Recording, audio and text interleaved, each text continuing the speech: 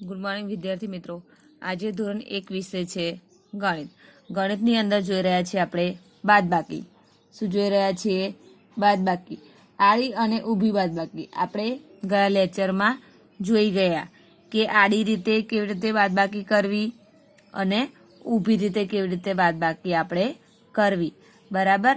જેમ કે ઊભી બાદબાકીમાં કેવું હોય કે संख्या जे आड़ी लखेली होय ए संख्या ने ऊभी कर देवानी के आगळनी जे संख्या होय एने ऊपर लगावानी अने जे नीचेनी पाछळनी संख्या होय एने नीचे उतारवानी, बराबर।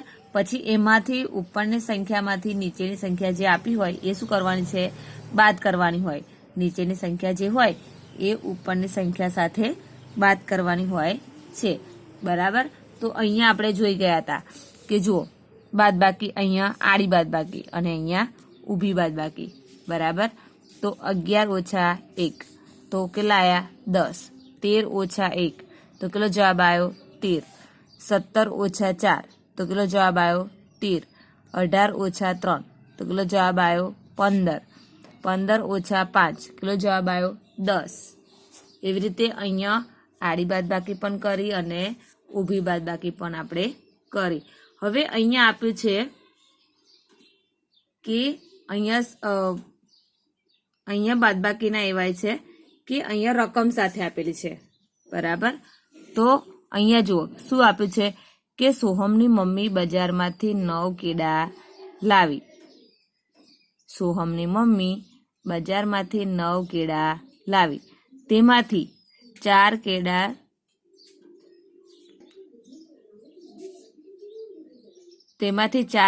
सोहमने आप्या।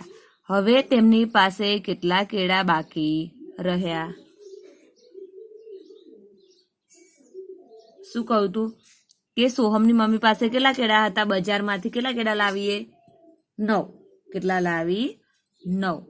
तेमांथी 4 केळा कोण आपी दीधा? सोहनने। कोने आपी दीधा? सोहनने। तो अहींया હવે તેની પાસે કેટલા કેળા રહ્યા? બાકી કેટલા કેળા રહ્યા એની જોડે? હવે તો અહીંયા આપણે લખીએ કે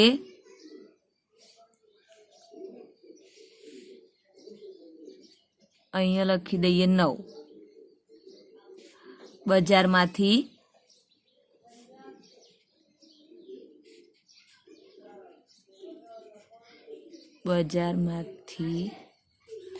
लावेल, बराबर। ओछा बाकी रह्या एटले बादबाकीनी निशानी आवे, बराबर। 4 केळा सोहनने आप्या तो अहींया 4 सोहनने आप्या, बराबर। तो हवे 9 ओछा 4 9 ओछा 4 9 बजारमांथी लावेला हता अने 4 सोहनने आप्या। तो हवे केटला बाकी रह्या? तो आपणे 9 मांथी केटला बाद करीशुं? आपणे 4। केटला बाद करीशुं? 4। तो 9 मांथी 4 बाद करीए आपणे।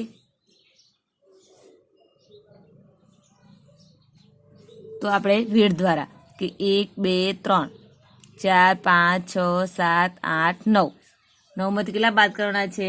4। केटला बाद करवाना छे? 4। तो 1 2 3 ने 4, बराबर। तो केटला बाकी रह्या हवे एनी जोड़े? तो 1 2 3 4 ने 5 केटला रह्या? 5। तो अहींया लखवाना के 5 केळा बाकी रह्या, बराबर। लख्યું?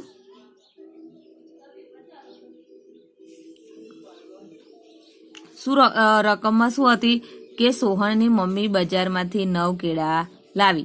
9 બજારમાંથી લાવેલ કેળા, બરાબર, એ લખ્યું। પછી તેમાંથી 4 કેળા સોહનને આપ્યા તો 4 સોહનને આપ્યા કેળા, બરાબર। હવે તેની પાસે કેટલા કેળા બાકી રહ્યા? તો 9 ઓછા 4 9 मांथी 4 बाद कर्या तो 5 તો 5 કેળા બાકી રહ્યા. કોની પાસે 4 કેળા બાકી રહ્યા? સોહનની મમ્મી પાસે. બરાબર. હવે બીજો છે, રહીમ પાસે 8 ફૂલ હતા, તેમાંથી 3 ફૂલ ફૂલદાનીમાં મૂક્યા, તો તેની પાસે કુલ કેટલા ફૂલ વધ્યા? ત્યાં પણ શું કરવાનું છે? આપણે બાદબાકી જ કરવાની છે, વધ્યા એટલે. બરાબર. તો અહીંયા જુઓ, રકમમાં શું કહેવામાં આવ્યું છે કે રહીમ પાસે 8 ફૂલ તો હતા જ. બરાબર. રહીમ પાસે કેટલા ફૂલ હતા? 8 ફૂલ હતા. તો અહીંયા લખીએ કે રહીમ પાસે હતા ફૂલ. બરાબર. પછી અહીંયા લખીએ ઓછા, તેમાંથી 3 ફૂલ ફૂલદાનીમાં મૂક્યા, તો અહીંયા 3 કઈ મૂક્યા? ફૂલદાનીમાં. બરાબર. ફૂલદાનીમાં મૂક્યા. લખ્યું. હવે શું કહ્યું? 8 ફૂલ રહીમ પાસે હતા, 3 ફૂલદાનીમાં. હવે જુઓ કે તો તેની પાસે કુલ કેટલા ફૂલ વધ્યા? તો 8 ઓછા 3. 8 ઓછા 3. તો 8માંથી 3 બાદ કરતા કેટલા વધે છે એ આપણે જોઈએ કે 1 2 3 4 5 6 7 ને 8. 8માંથી કેટલા બાદ કરવાના છે? 3. તો 1 2 ને 3. તો કેટલા રહ્યા? તો ગણીએ કે 1 2 3 4 5. કેટલા વધ્યા? 5. તો અહીંયા લખીએ 5. 5 ફૂલ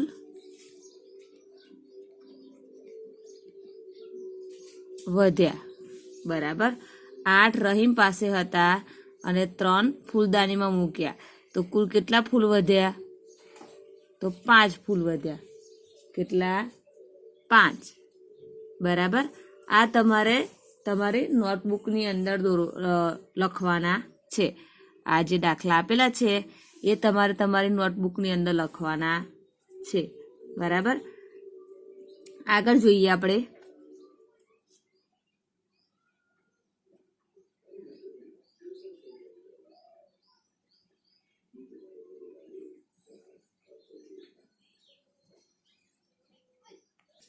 અહીંયા જુઓ, અહીંયા શું કહ્યું છે કે એક ચબૂતરામાં 9 કબૂતર ચણતા હતા. એક ચબૂતરામાં 9 કબૂતર ચણતા હતા, તેમાંથી 7 કબૂતર ઉડી ગયા. તેમાંથી 7 કબૂતર શું કર્યા? ઉડી ગયા. હવે ચબૂતરામાં કેટલા કબૂતર બાકી રહ્યા? હવે ચબૂતરામાં કેટલા કબૂતર બાકી રહ્યા? ચબૂતરામાં કેટલા કબૂતર ચણતા હતા? 9. તેમાંથી કેટલા ઉડી ગયા? 7. કેટલા? 7. તો હવે ચબૂતરામાં કેટલા કબૂતર બાકી રહ્યા એ આપણે જોઈએ. બાદબાકી કરવાની છે. બરાબર. તો અહીંયા લખીએ કે 9 કબૂતર ચણતા હતા. તો અહીંયા લખ્યું આપણે કે 9 કબૂતર ચણતા હતા, તેમાંથી 7 કબૂતર ઉડી ગયા. તો અહીંયા લખીએ કે 7 કબૂતર ઉડી ગયા. તો હવે ચબૂતરામાં કેટલા કબૂતર બાકી રહ્યા? તો અહીંયા બાદબાકીની નિશાની આવશે. તો અહીંયા આપણે શું કરવાની છે? બાદબાકી કરવાની છે. શું કરવાની છે? બાદબાકી. તો અહીંયા કરીએ કે 9 ઓછા 7. 9 કબૂતર ચણતા હતા, એમાંથી 7 કબૂતર ઉડી ગયા, તો 9માંથી 7 કબૂતર શું કરવાના આપણે ઉડાડી દેવાના છે. તો આપણે ગણીએ કે 1 2 3 4 5 6 7 8 9 9 કર્યા. 9માંથી કેટલા ઉડાડવાના છે 7. તો 1 2 3 4 5 6 ને 7 ઉડાડી દીધા. હવે કેટલા કબૂતર બાકી રહ્યા? તો 1 અને 2. કેટલા બાકી રહ્યા? 2. તો અહીંયા લખવાના 2. તો અહીંયા લખવાનું કે 2 કબૂતર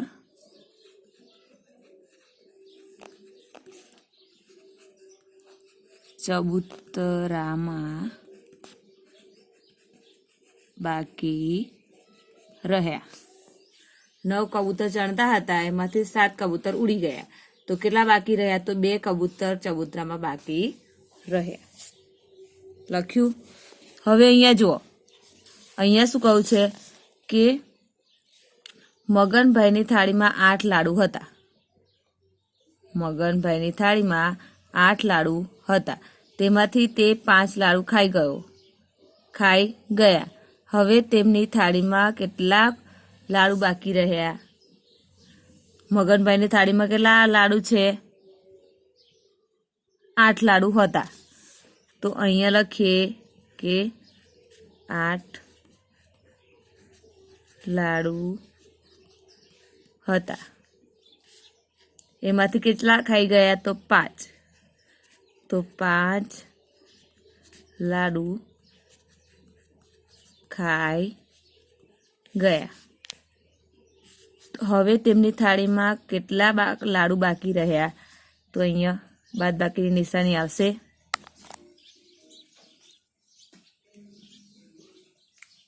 હવે જુઓ કે 8 લાડુ હતા, 5 લાડુ ખાઈ ગયા. તો હવે કેટલા બાકી રહેશે? તો 8. 8માંથી 5 બાદ કરી દઈએ આપણે. 1 2 3 4 5 6 7 ને 8. 8માંથી કેટલા બાદ કરવાના? 5. તો આપણે 1 2 3 4 ને 5 બાદ કર્યા. કેટલા બાકી રહ્યા? તો 1 2 અને 3. કેટલા બાકી રહ્યા? 3. તો અહીંયા લખીએ કે 3 લાડુ બાકી રહ્યા. 8 લાડુ હતા, 5 લાડુ ખાઈ ગયા. તો કેટલા બાકી રહ્યા? તો 3 લાડુ બાકી રહ્યા. બરાબર, થાળીમાં. હવે આગળ જુઓ અહીંયા કે પ્રિયા પાસે 6 બોલપેન હતી. પ્રિયા પાસે 6 બોલપેન હતી. તેમાંથી તેને 3 બોલપેન નીમાને આપી. હવે પ્રિયા પાસે કેટલી બોલપેન બાકી રહી? કેટલી બાકી રહી?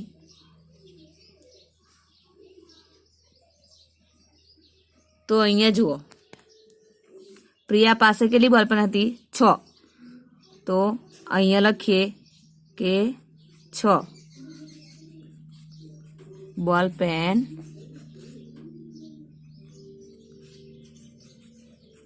પ્રિયા પાસે. બરાબર, કોની પાસે? 6 બોલપેન પ્રિયા પાસે હતી.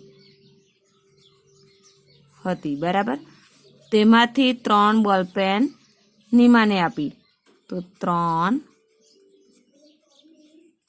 બોલપેન નીમાને આપી. હવે પ્રિયા પાસે કેટલી બોલપેન બાકી રહી? તો અહીંયા બાદબાકીની નિશાની આવશે.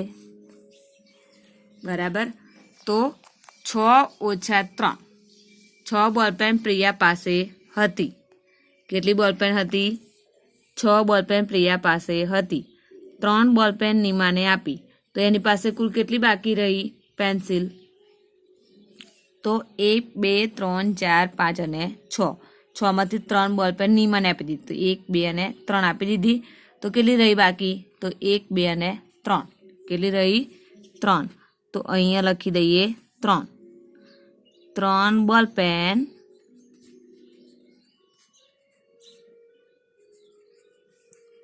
પ્રિયા પાસે રહી. જો 6 બોલપેન પ્રિયા પાસે હતી, 3 બોલપેન નિમાને આપી, તો એની પાસે કેટલી બોલપેન રહી? તો 3 બોલપેન પ્રિયા પાસે રહી. બરાબર. હવે અહીંયા જુઓ, અહીંયા શું કહું છે કે વિરેન્દ્ર પાસે 17 રૂપિયા હતા.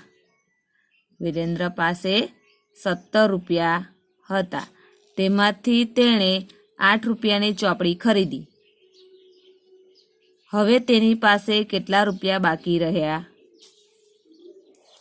રવિન્દ્ર પાસે કેટલા પૈસા હતા? કેટલા રૂપિયા હતા? 17 રૂપિયા. તો અહીંયા લખીએ કે 17 રૂપિયા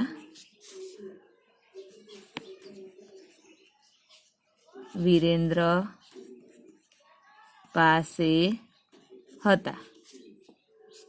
તેમાંથી તેને 8 રૂપિયાની ચોપડી ખરીદી. તો અહીંયા લખવાના કે 8 રૂપિયાની ચોપડી ખરીદી. હવે તેની પાસે કેટલા રૂપિયા બાકી રહ્યા? તો અહીંયા બાદબાકીની નિશાની આવશે.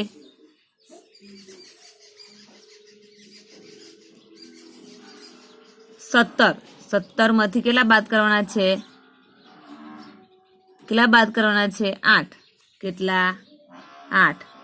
તો આપણે ગણીએ કે 1 2 3 4 5 6 7 8 9 10 11 12 13 14 15 16 અને 17. 17 માંથી કેટલા બાદ કરવાના છે? 8. તો 1 2 3 4 5 6 7 8. હવે કેટલા બાકી રહ્યા એની જોડે? તો ગણીએ કે 1 2 3 4 5 6 7 8 9. કેટલા બાકી રહ્યા? 9. તો અહીંયા લખવાના 9.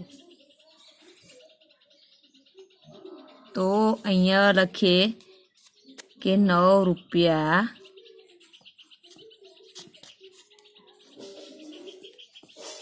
બાકી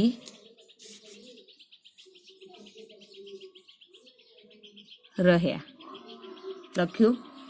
17 રૂપિયા રવિન્દ્ર પાસે હતા. 8 રૂપિયાની ચોપડી ખરીદી. તો એની પાસે કેટલા બાકી રહ્યા? તો 9 રૂપિયા બાકી રહ્યા. કેટલા બાકી રહ્યા? 9 રૂપિયા. બરાબર. તો આવી જ રીતે તમારે શું કરવાનું છે? તમારી નોટબુકની અંદર રકમ લખવાની છે. રકમ લખીને ત્યારબાદ જ દાખલા નીચે ગણવાના છે. તો આપણે હવે આગળનું છે એ આગળના લેક્ચરમાં જોઈશું. Thank you.